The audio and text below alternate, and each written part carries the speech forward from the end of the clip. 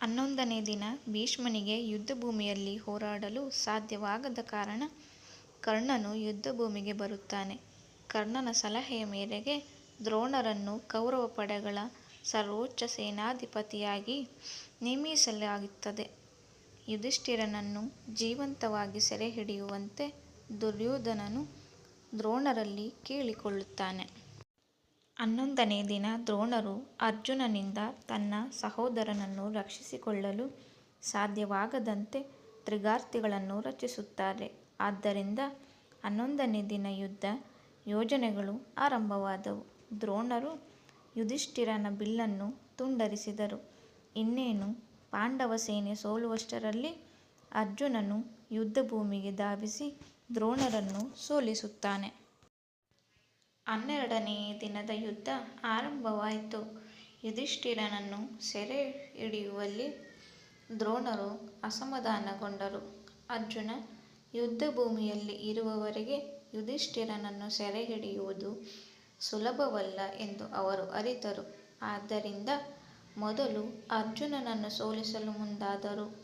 ಅರ್ಜುನನನ್ನು ಸೋಲಿಸಲು ಪ್ರಾಗ್ಜ್ಯೋತಿಷ ರಾಜ್ಯದ ಆಡಳಿತಗಾರ ಭಾಗದತ್ತನು ಮುಂದಾದನು.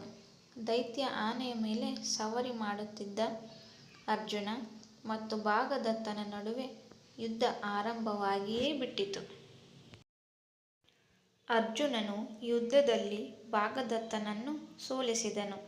ಇತ್ತ ದ್ರೋಣರ ಯುಧಿಷ್ಠಿರನನ್ನು ಸೆರೆಹಿಡಿಯಲು ಪ್ರಯತ್ನಿಸಿದರು. ಆದರೆ ಪಾಂಡವರ ಬಲವಾದ ಹೋರಾಟದಿಂದ ಅದು ಸಾಧ್ಯವಾಗಲಿಲ್ಲ. 13ನೇ ದಿನದ ಯುದ್ಧ.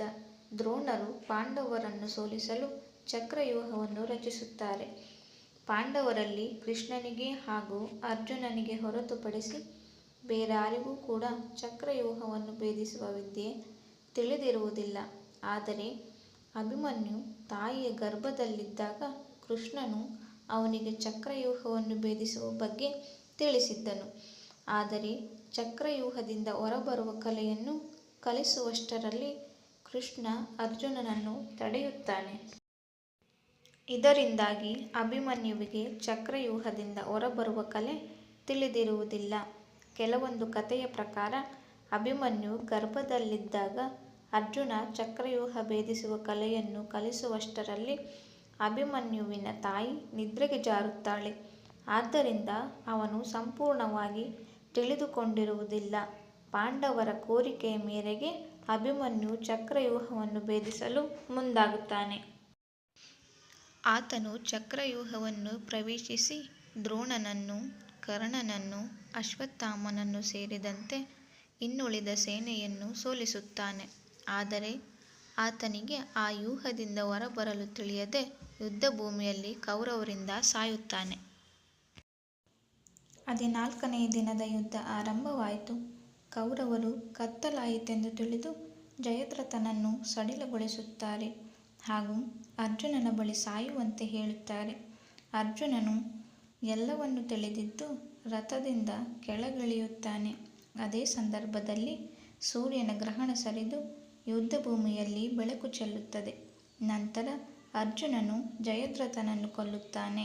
ಮೋಸದಿಂದ ಪಾಂಡವರು ಜಯದ್ರಥನನ್ನು ಕೊಂದರೆಂದು ಕೌರವರು ಕೋಪಗೊಳ್ಳುತ್ತಾರೆ.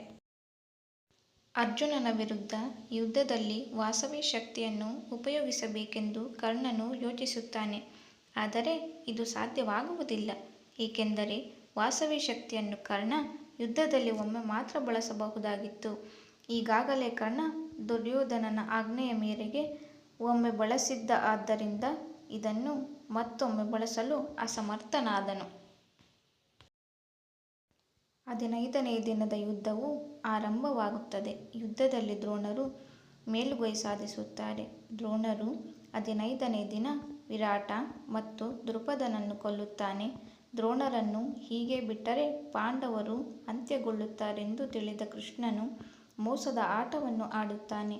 ಕೃಷ್ಣನ ಮೋಸವನ್ನು ಒಪ್ಪಲೇಬೇಕಾದ ಸ್ಥಿತಿಯಲ್ಲಿದ್ದ ಸತ್ಯವಂತ ಯುಧಿಷ್ಠಿರನು ಮನಸ್ಸಿಲ್ಲದೆ ಇದಕ್ಕೆ ಒಪ್ಪುತ್ತಾನೆ. ಕೃಷ್ಣನು ಭೀಮನ ಬಳಿ ಅಶ್ವತ್ಥಾಮ ಎನ್ನುವ ಆನೆಯನ್ನು ಕೊಲ್ಲುವಂತೆ ಹೇಳುತ್ತಾನೆ. ಭೀಮನು ಆನೆಯನ್ನು ಕೊಂದು ದ್ರೋಣರಿಗೆ ಕೇಳುವಂತೆ ಅಶ್ವತ್ಥಾಮ ಸತ್ತನೆಂದು ಕೂಗುತ್ತಾನೆ. ಇದನ್ನು ಕೇಳಿದ ದ್ರೋಣರು ತನ್ನ ಮಗನೇ ಸತ್ತನೆಂದು ತಿಳಿದು ಶಸ್ತ್ರಾಸ್ತ್ರಗಳನ್ನು ತ್ಯಜಿಸಿ ಯುದ್ಧಭೂಮಿಯಲ್ಲಿ ದೇಹವನ್ನು ತ್ಯಜಿಸಲೆಂದು ಧ್ಯಾನಕ್ಕೆ ಹೋಗುತ್ತಾರೆ. ಆಗ ಧೃಷ್ಟದ್ಯುಮ್ನನು ದ್ರೋಣರನ್ನು ಹತ್ಯೆಗೈಯುತ್ತಾನೆ. 16ನೇ ದಿನ ಕರ್ಣನನ್ನು ಕುರುಸೇನೆಯ ಸರ್ವೋಚ್ಚನನ್ನಾಗಿ ಮಾಡಲಾಯಿತು ಹಾಗೂ ಶಲ್ಯನನ್ನು ಕರ್ಣನ ಸಾರಥಿಯನ್ನಾಗಿ ಮಾಡಲಾಯಿತು. ಕರ್ಣನು ಬಿಲ್ವಿದ್ಯೆಯಲ್ಲಿ ಎಷ್ಟು ಪ್ರವೀಣನೋ ಕರ್ಣನು ಅಷ್ಟೇ ಪ್ರವೀಣನು. ಹಾಗೆ ಕೃಷ್ಣ ಎಷ್ಟು ಉತ್ತಮ ಸಾರಥಿಯೋ ಅಷ್ಟೇ ಶಲ್ಯವೂ ಕೂಡ ಆಗಿದ್ದನು.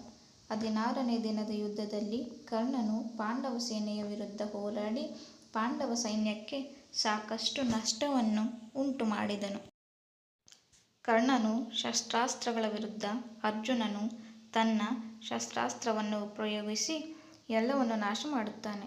ಯುದ್ಧಭೂಮಿಯಲ್ಲಿ ಅನೇಕ ಸಾವು ನೋವುಗಳಾದವು. ಈ ದಿನ ಭೀಮನು ದುಶ್ಯಾಸನನ ರಥವನ್ನು ಚೂರು ಚೂರು ಮಾಡಿ ದುಶ್ಯಾಸನನನ್ನು ವಶಪಡಿಸಿಕೊಳ್ಳುತ್ತಾನೆ. ದುಶ್ಯಾಸನನ ಬಲಭುಜವನ್ನು ಸೀಳುತ್ತಾನೆ. ಆತನ ಎದೆಯನ್ನು ಬಗೆದು ರಕ್ತವನ್ನು ದ್ರೌಪದಿಯ ಮುಡಿಗೆ ಹಚ್ಚುತ್ತಾನೆ.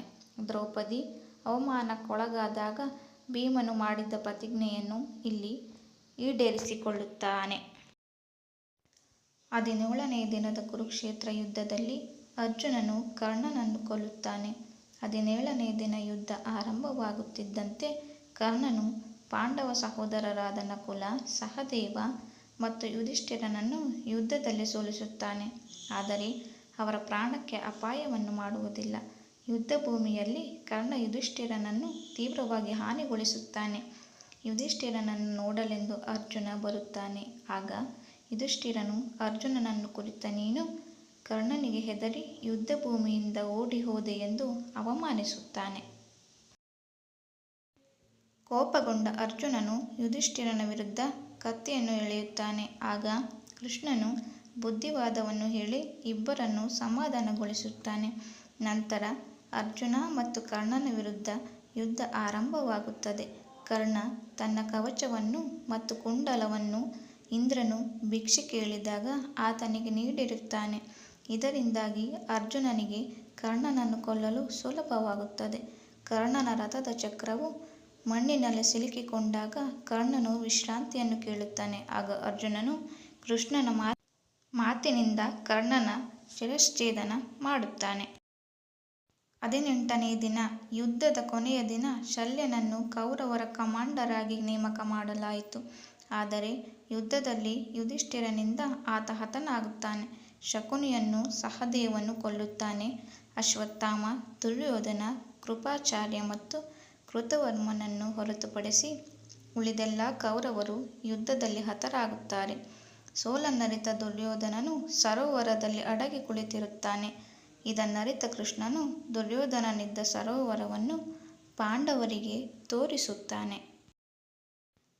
ಭೀಮನು ದುರ್ಯೋಧನನನ್ನು ಸರೋವರದ ದಂಡೆಯ ಮೇಲೆ ಸಾಯಿಸುತ್ತಾನೆ. ಅಶ್ವತ್ಥಾಮ, ಕೃಪಾಚಾರ್ಯ, ಕೃತವರ್ಮರು ದುರ್ಯೋಧನನ ಮರಣದ ಸಮಯದಲ್ಲಿ ಆತನನ್ನು ಭೇಟಿಯಾಗಿ ಪಾಂಡವರ ವಿರುದ್ಧ ಸೇಡು ತೀರಿಸಿಕೊಳ್ಳುತ್ತೇವೆಂದು ಭರವಸೆಯನ್ನು ನೀಡುತ್ತಾರೆ. ಅದರಂತೆ ರಾತ್ರಿ ಯುದ್ಧ ಶಿಬಿರದ ಮೇಲೆ ದಾಳಿ ಮಾಡಿ ಪಾಂಡವರೆಂದು ತಪ್ಪಾಗಿ ತಿಳಿದು ಧೃಷ್ಟದ್ಯುಮ್ನ, ಶಿಖಂಡಿ